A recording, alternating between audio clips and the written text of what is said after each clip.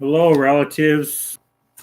I'm going to do another reflections with the out of this book, Meditation with the Native American Elders.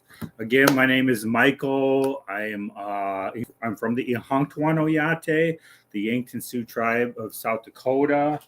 And these are just ways that I like to get my day started off with. And I just wanted to share that. Like I had said before, I have a couple of other videos where I do this.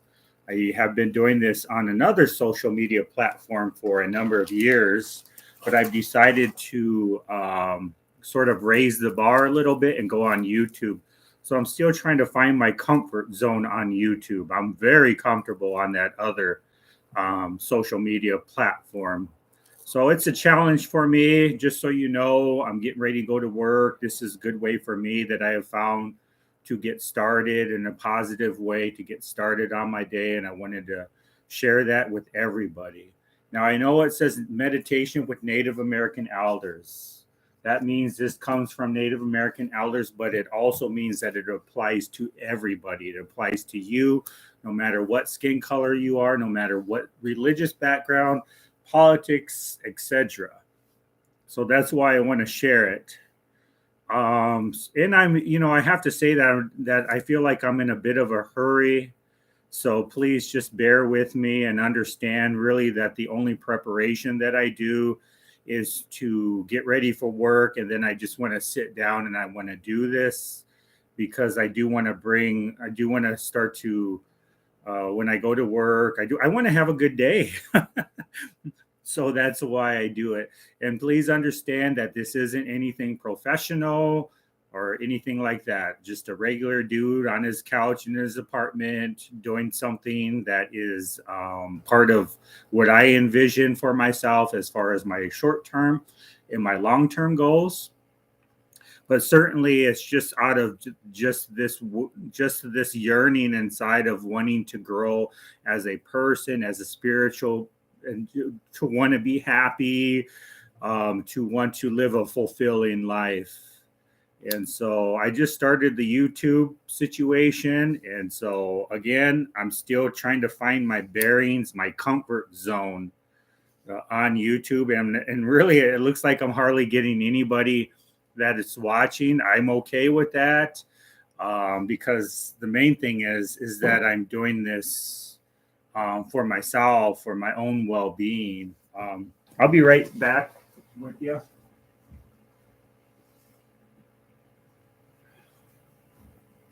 So I usually get started with a daily smudge, Azalea ceremony. And so I'll go ahead and offer that up to you as well as a way of prayer and as a way of inviting all the relatives from creation to be with us as we begin our day. So sometimes I'll do these at the beginning of the day, and sometimes I'll do them um, later on, just so you know. So today's March 23rd. So let me go ahead and find that reading. And if you have a reading that you'd like to share or a favorite poem or something like that that you'd like to share, certainly you're welcome to post that in the chat box. And that would be pretty cool to be able to read what you inspires you. I mean, I could think of a ton of them. I have one particular quote that I loved from Ram Dass. Another one is that Williamson quote. I can't remember just because I'm kind of, like I said, I'm a little bit thrown off right now, getting ready to go to work and this new YouTube thing for me anyway. Um, our greatest fear, wonderful quote. So let me go ahead and read out of this book, March 23rd. We must relearn how to cry. A strong man cries. It is the weak man who holds back his tears. Men and native indigenous men and other men should really meditate on this elder saying. So many men have been taught it's unmanly to cry, to show emotions, or to feel. When people cry, the elders say there are two types of tears. One type will taste salty, the other type will taste sweet. One is caused by pain, the other is caused by the release from the pain or joy tears. A strong man knows himself and knows his relationship with the Great Spirit. The release of tears is a spiritual act. Our bodies are designed to cry. We should honor our bodies and use them as the Creator intended. Then it says, Great Spirit, Grandfather, today teach me to cry. That's a wonderful reading. That really hits home for me. I, for the longest time, have believed that a long time ago, I heard that it's okay for men to cry. Like it's good for anybody to cry. I don't know why us men, well, there's a lot of reasons why, but I really believe in that. I believe that it's natural to cry, but I also understand for anybody, man or woman, that it can be embarrassing in front of others to show emotions, to show really what's going on with us. And so I think for the most part, it has become a habit for us to hold it in. As a matter of fact, there's mixed messages out there, that say real men don't cry, just like they said. They said, oh, the not crying is a sign of strength. And what we're really doing is we're dehumanizing ourselves. And then we're sort of, that for me, it is quite natural to cry, just like what they said. It's just a part of life. So for anybody to ask me, now I grew up with a real harsh message. Because I grew up really, I grew up poor and everything under the sun, abuse, neglect, rejection, a sense of that I didn't belong, a very strong sense that I was less valuable than others, that I wasn't as smart, but not just that, but other things in also other words and other beliefs where strong sense of self-esteem was missing from my life, and in replace of that was a very low self-esteem. But what went behind those, there was things that contributed to that low self-esteem, and a lot of that, and basically what was behind that, or what was the root of that, was these beliefs that I had. And I didn't, as a child, you're kind of a sponge to the environment around you.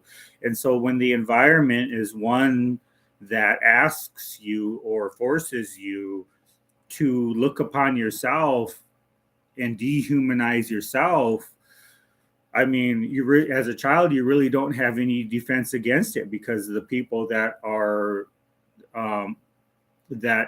are your caretakers, that are your loved ones, are the ones that you are trusted, that you trust, or you've been entrusted with. So there is a bond there. And so when one of the message is that you shouldn't cry, and there's a lot of ways that sort of manifested in my life, the inability to show my emotions. I mean, I think it just kind of had a domino effect on my life and became like very self-destructive. But I would cry in silence. I would hide my tears, and I would cry in silence, and so thus created this life of looking upon myself and placing less importance upon the value of my own experience as not only a spiritual being, but also a human being, a person with feelings, with emotions, with vision, with dreams, with yearning, with this love, and with this hate, with this, all human beings have that. And I had them. And then when I dehumanized myself through no fault of my own, that created an imbalanced system. So it was really hard. I can hear, sorry about that. There's people starting. I live in an apartment complex. And so I guess right now everybody's like me, should be getting running off to work. And so what they say is this, at a very young age, I really had a hard time. I mean, my family had been decimated by drug addiction, and I was off on my own in a foster home. And I felt terribly alone, terribly sad. And I think I was probably around 4 years old. So that was a lot for a lot of life to be burdened and rested upon anybody's shoulder, let alone a child. But back then, um, I don't remember anybody ever really talking to me or saying anything to me and telling me what was going on. And I don't remember ever really having a sense of safety or a sense of belonging. And so I started to drift away because life itself and those people around me, from my perspective, weren't were the creators of those type of feelings. And so naturally I drifted away from that.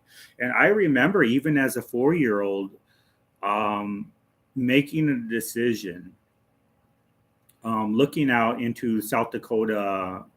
If you know South Dakota, it's really flat. There's a lot of um, farmland here in a certain section of South Dakota, and I lived in that section. And I remember I was in another foster home. By then, I was just completely, just in a state of I forgot what they call that, where you're just kind of like emotionless, but because the culture was telling me and just whisking me around and placing me here and placing me there, but not any deep connection, not any opportunity to express my feelings. And so that be thus began.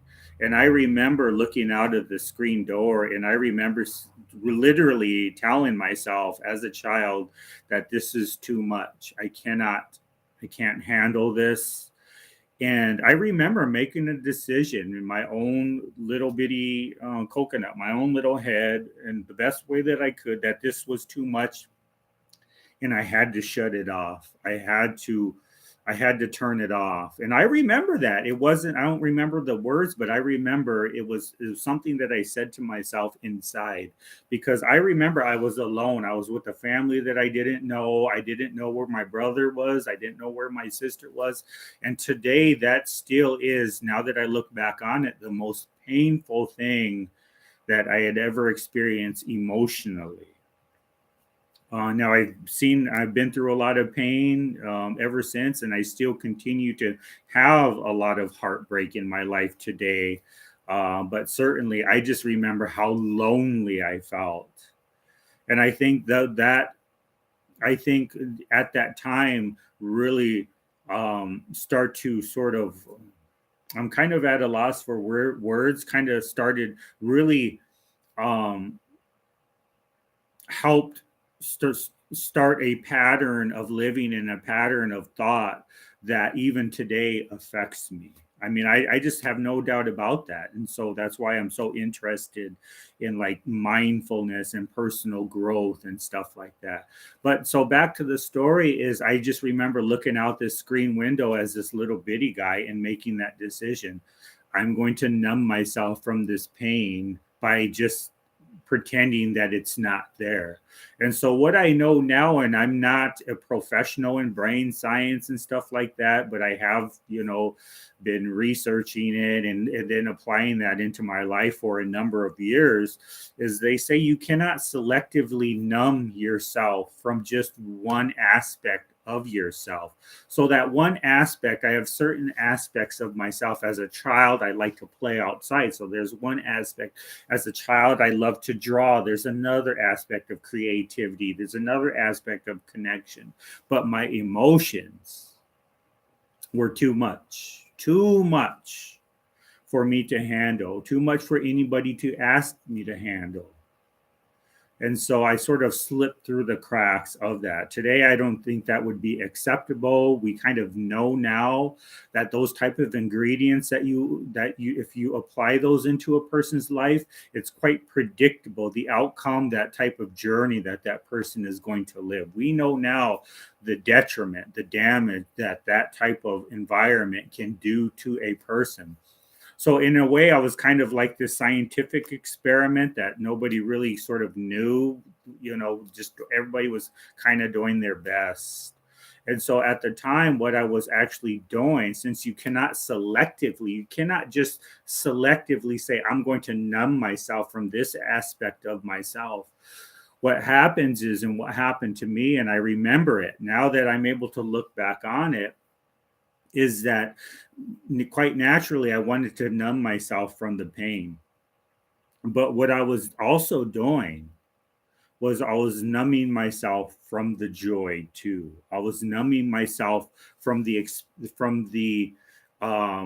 experience of being able to accept love and to give love. I was numbing myself from being able to understand or to experience wholefully, or like a connection with other people. And I was also asking, dehumanizing myself.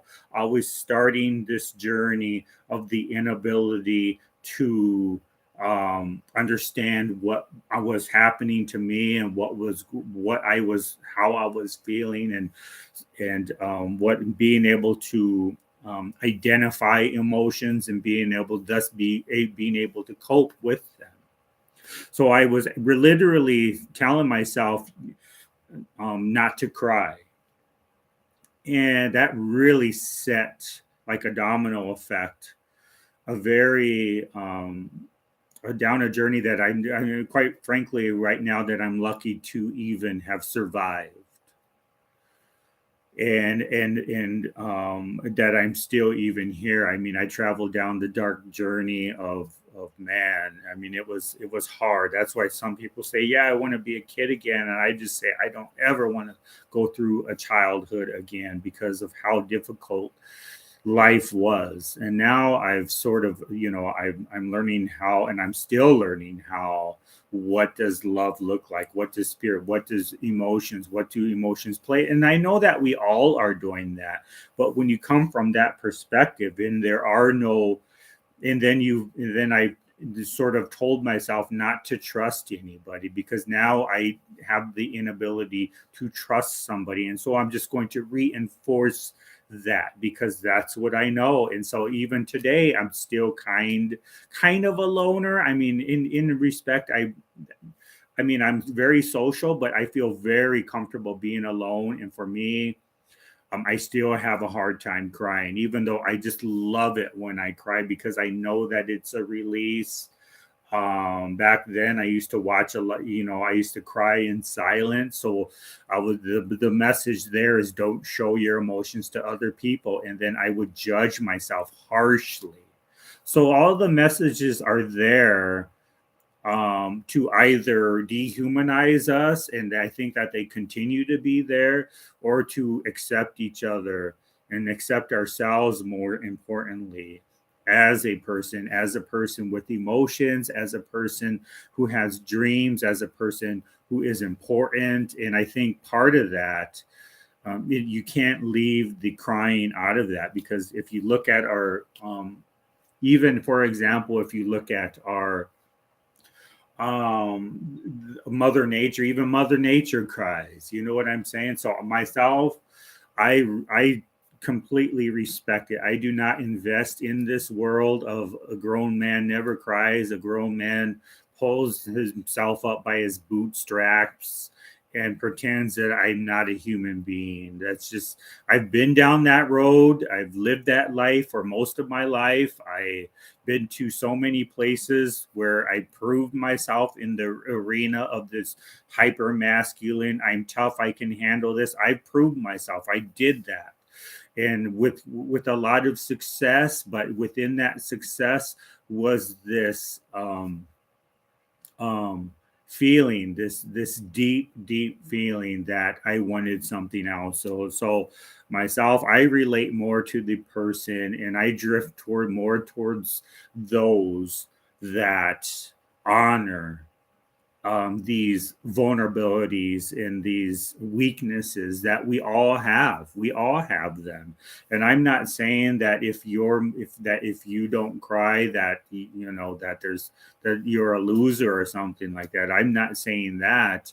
It could be that you just don't have that you lived your life the same type of way that I am, or if you cry too much, that you're a crybaby. That's not for me to judge. And I've been the judge, juror, and the executioner of my own self for far too long, based upon the perspective that I thought that I needed to be to protect myself from people. But what I was doing was actually cutting myself off from that depth of that shared interconnectedness, not only with other people, but those aspects within myself. How could emotions play a part in my creativity, in my this yearning that I do want to get to know people, that I do want to love people, that I do want to love myself, that I do want to find out more about life and about, because to me that was the lack of that was kind of one directional. I mean, there were results that type of thinking produced in myself, and I don't think that I had ever liked those results. But of course, just pretend that you do. So, anyways, it's about that time. I do have to go. It's still relatively cold here. I still have to start my car, put my shoes on, and stuff like that. But myself, I am a crier. I believe in crying. It's still very, very difficult for me to cry. I wish I would cry more because, in my own personal life, there are a lot of reasons to grieve. Grieving is a natural part of life. And if I don't, what happened is that I was kind of like a time bomb waiting to go off, and I would go off. And that really create a lot of negative consequences, negative circumstances that I paid a heavy price for. But the heaviest price was the internal price of the um, dehumanization of oneself and others around me. So now that I've learned how to accept myself, I've learned how to accept others, and that has given me and created opportunities there to um, to be to be helpful and um, to get to know myself and also get to know other people and to understand and be compassionate. And for me, I'm still fascinated by that. I'm still curious. It's an adventure for me. And myself, I'm up for that adventure. And I'm very, very thankful and I'm very grateful to be able to have that journey as part of my daily experience, my daily life. And I don't want to minimize that no more. I just denied myself that through natural circumstances long time ago. I know it still plays a part, like I said, but I don't want to deny myself. I denied myself for far too long. And today there would probably be people that would want to deny me that experience as well. But I'm more interested in people that would want to experience that together, that would want to, that have been there too, or that are going inside and reflecting and going down that journey of self-awareness and getting to know oneself and sort of spreading their wings out, or learning how to fly and sort of, but you know what I mean. And so those type of acceptance in that going there and talking about these things and allowing ourselves to do that, in a sense, are energies that sort of guide me into another directions, because I've been down too many dark alleys that I know what's down them. I've been in places I already know what's down there, but now I know what got me down there. Now I know the guiding forces that where I felt at comfort in the darkness, where I felt a comfort level because I was afraid of the light, because I was afraid of my own emotions, because I was afraid of this system pattern of thought that took me down those dark alleys and made me and brought me into a comfort in a shyness and fear away from that which was the light within myself. And so myself, I know what that's like, and that's probably why I do the things that I do in my career today, um, and why there are certain set patterns in my life today. And today, I'm willing to take a look at those. I'm willing to look at that. I'm willing to go there. But I really like to share and be a part of other people's lives. And so, if you can understand that, if you'd like to say something, please go ahead and say something. Give a thumbs up, or maybe you disagree with me. I'm perfectly open to that as well. um, but please like and share my channel, because I'll probably at least do one video on YouTube. I'm going to devote it. I'm committing to it now. I'm going to devote these readings to YouTube. That's hard for me to even say, because I got so much out of doing them on that other social media platform. It was a routine. And so please like and share these, or whatever it is that we do on these things, and just have yourself a beautiful day. And I think we owe it to ourselves to just have a beautiful day and understand that our emotions are sacred. They come from quite naturally, that are a gift to us. And if we can embrace that, certainly I know the damage and chaos and, oh my gosh, consequences that what a life looks like when I deny my own humanity, that which is sacred, when I deny that which is sacred within myself.